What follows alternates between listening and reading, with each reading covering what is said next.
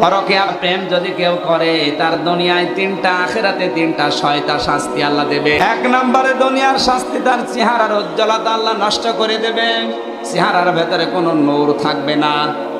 2 নম্বরে অভাব তাকে ঘিরে ধরবে।